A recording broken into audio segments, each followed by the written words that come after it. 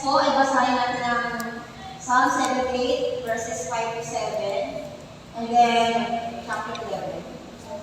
Ano, 11 lang. Jump ka tapos 11, no? Confess in prayer that we have forgotten how much God has done for us. Ask for His forgiveness. 5 minutes lang.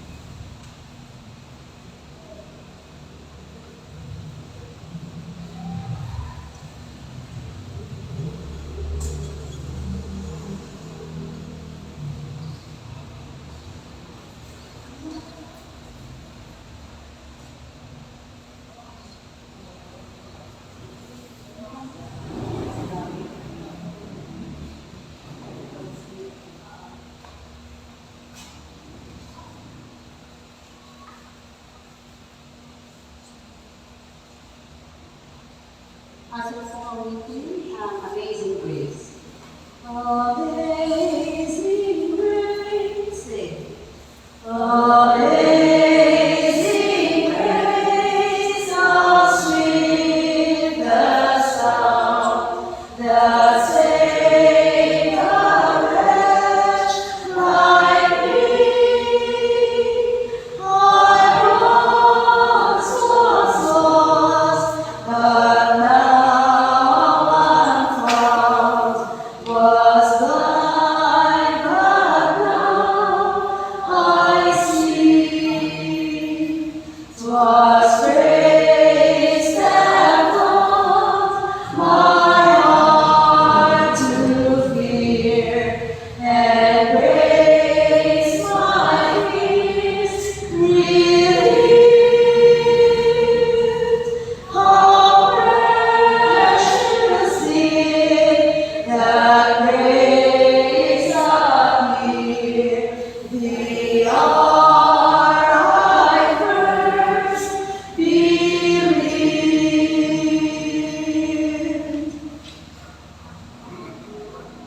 Okay, next po, basahin natin ang Psalm 78, verses 23 and 24. Pray that the Holy Spirit will give us the heart of our Father God. Help us to give generously as He gives us.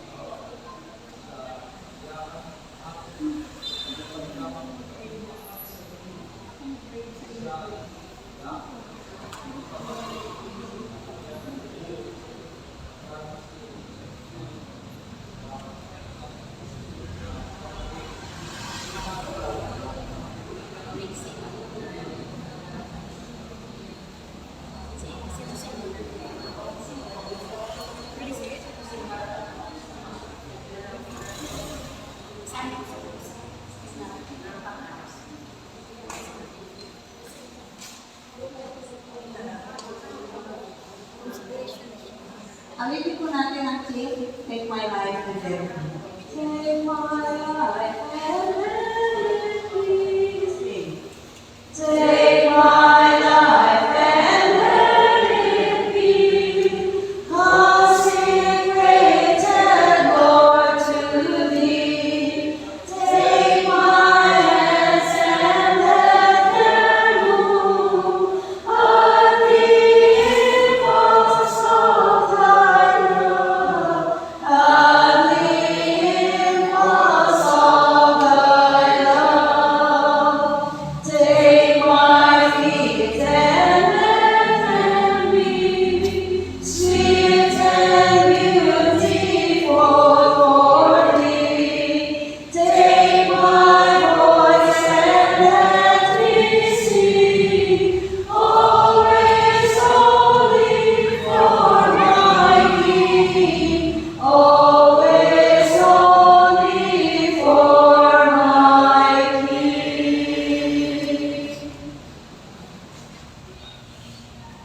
Eto mga kapatid, pwede ba kayo maghiwalay? 2 or 3 lang sa isang group. Tapos, eto ang tanong, what God help you do with yesterday's 24-hour challenge? Alam niyo ba yung 24-hour challenge natin mga Saturday? Alala niyo? Alala natin? Pakiplas na Sam, next slide. Ayan. Ask God to show you someone who is forgotten in your community. Ask Him what that forgotten person needs from you and from the Lord Jesus. Go minister to that person in Jesus' name before tomorrow's meeting. Basahin ang Acts. Yan na, in preparation ako. Ay iba makakapit na kasumpong o may nakausap na isang taong sa kalagay ko ay parang hindi pinapansin sa lipunan. Nakausap mo siya, natanong mo siya, ano bang pangailangan ng brother, sister, o what naman. At kaiba ang ito ang Panginoon sa buhay niya. Yun po yung ating challenge, mga kapatid ko mula sa atin.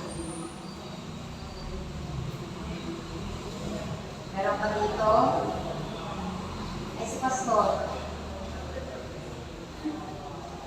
Sa aking mga kapatid ay yung ating mga kaibigan at kapatid sa IAC.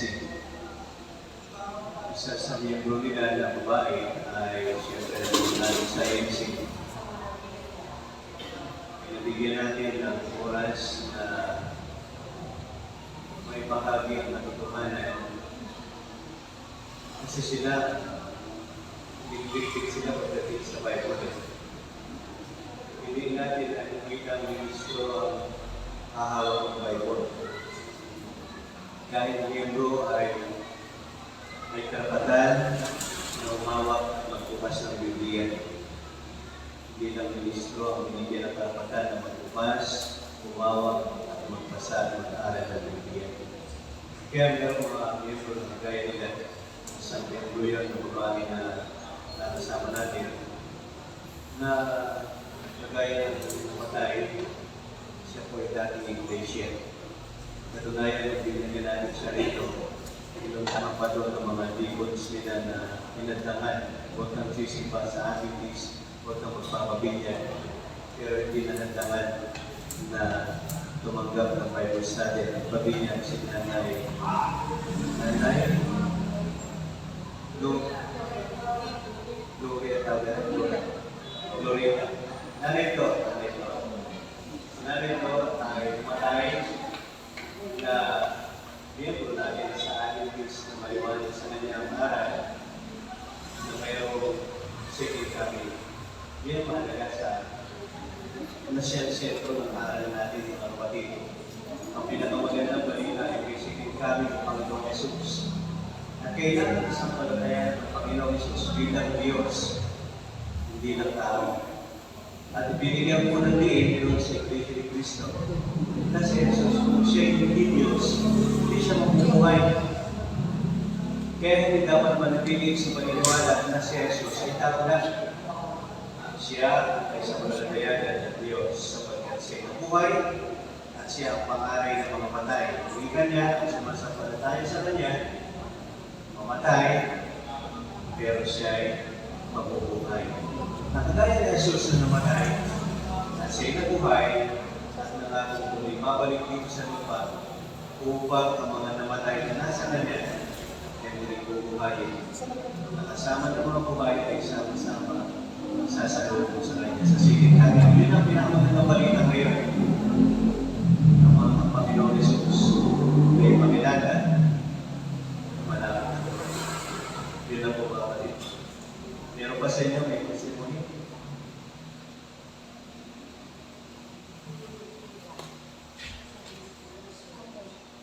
Maraming salamat po, Pastor. Next. Ayan. Ask the people in your small group, what would be an easy yet meaningful thing for you to give away? Ano ba mga kapatid yung isang bagay na gusto mo para tinitip sa sarili mo na madali mo lang makabigay. Madali mo lang ibigay ang gusto mo. At ano naman yung bagay na gusto mo na hirap ko talaga ibigay. Yan po yung tanong.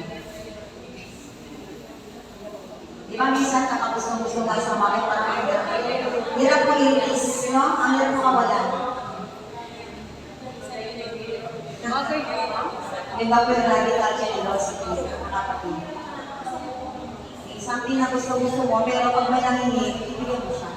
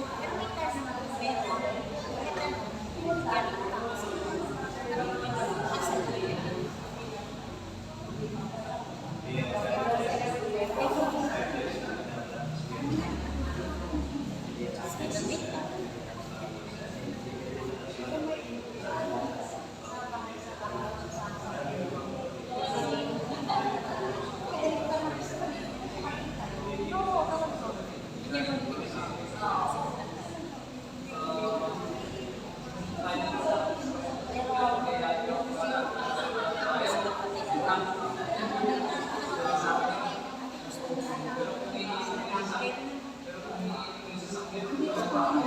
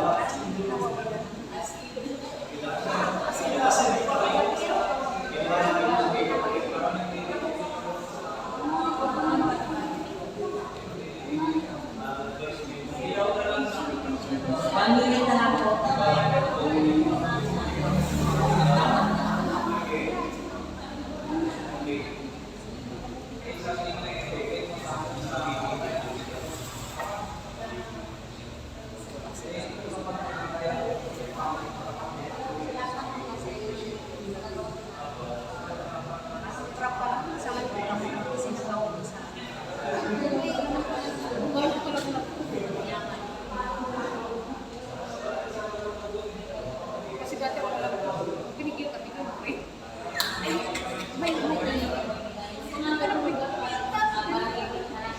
and take.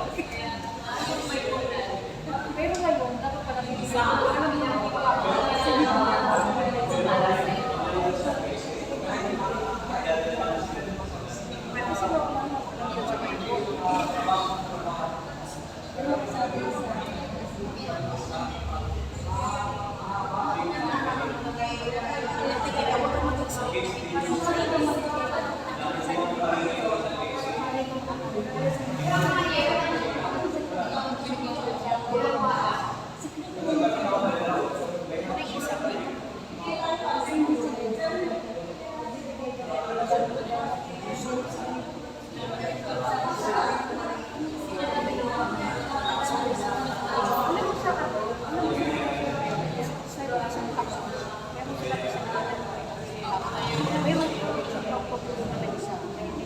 Okay, mga kapatid, time is up na. Okay, next slide. Okay, basahin natin ang Acts 4:32 to 37. What motivated the generosity of these church members in Acts? In what ways would our community and church family change if we practice the kind of sharing described in this passage? Ito mga kapatid yung radical generosity na ano.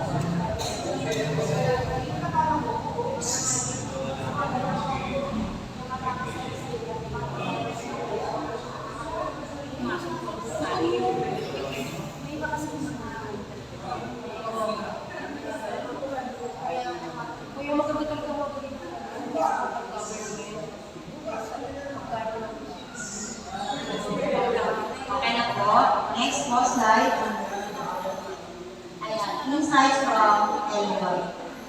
Thus it will ever be when the Spirit of God takes possession of our life. Those whose heart feel the love of Christ will follow the example of Him who for our sake became poor, that through His poverty He might be made rich.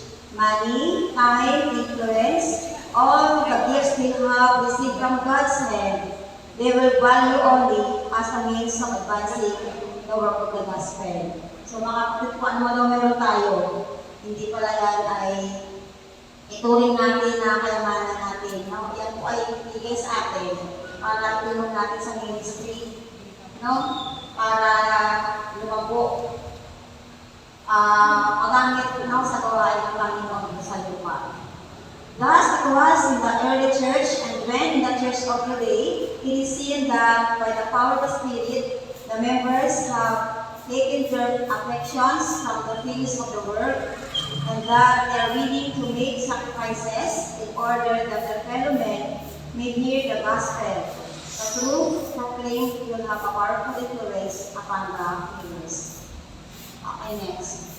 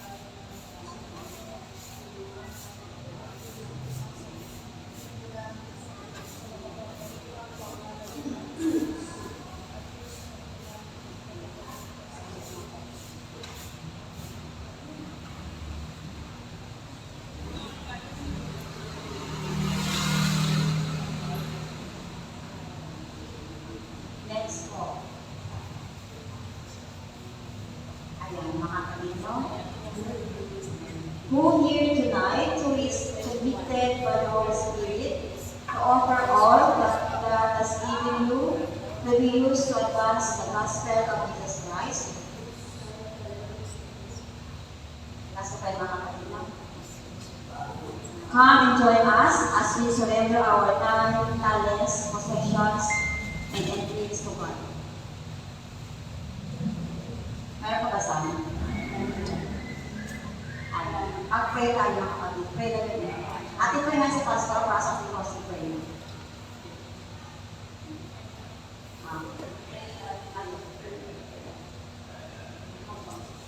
Kapatid tayo po ito ngayon. Dalangin po tayo. Katapos-tapos ang laki ng Diyos sa bahagi ito na hindi superior.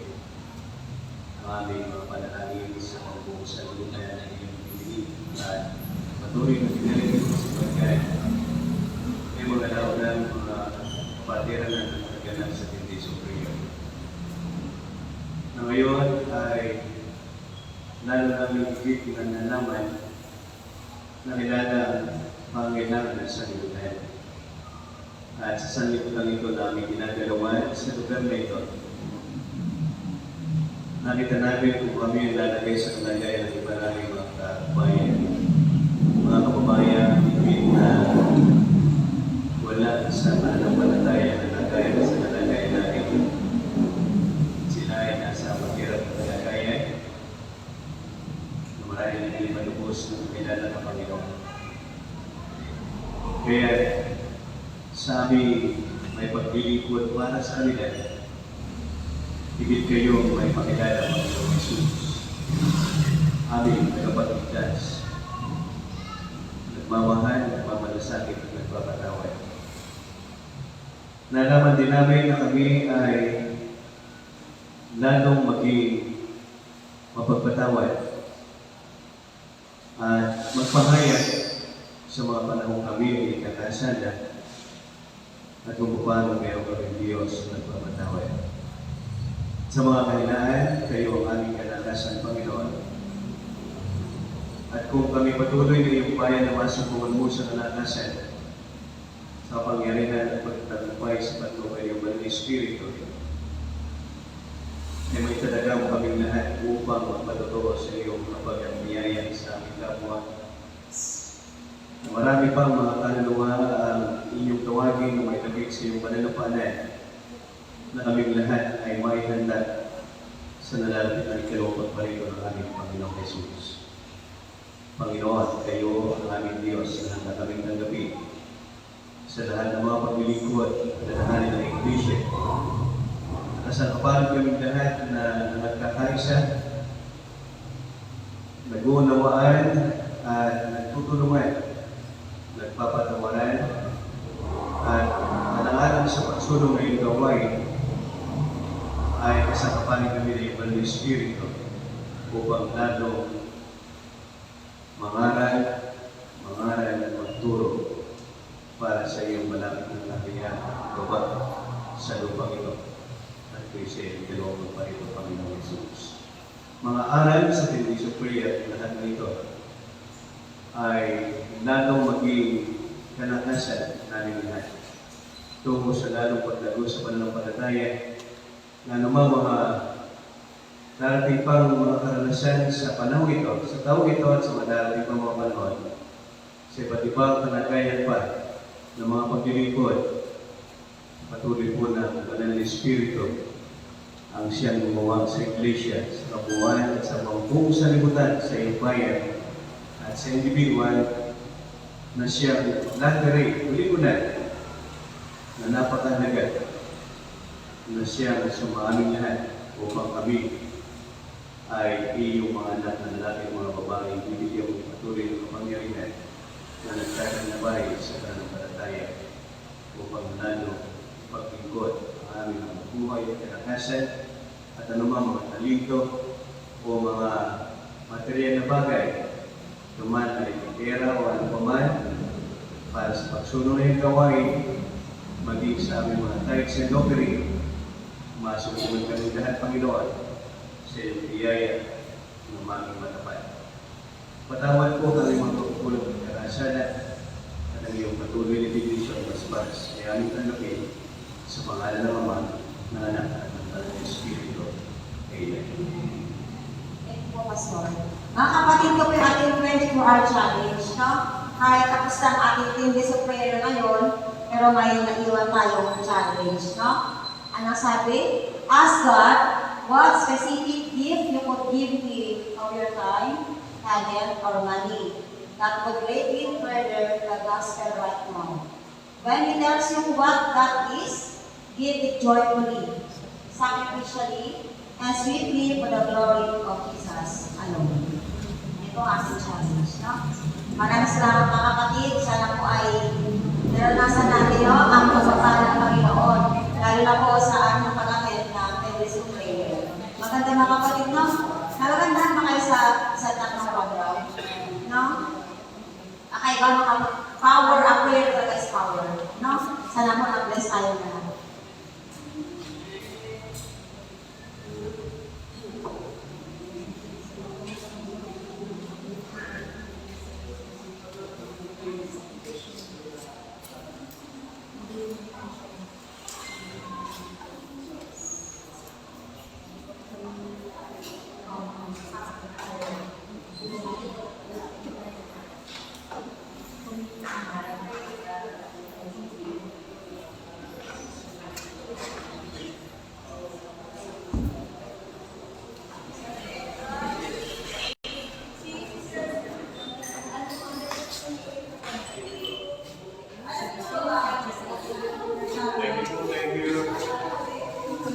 Praise God. Pero thank you.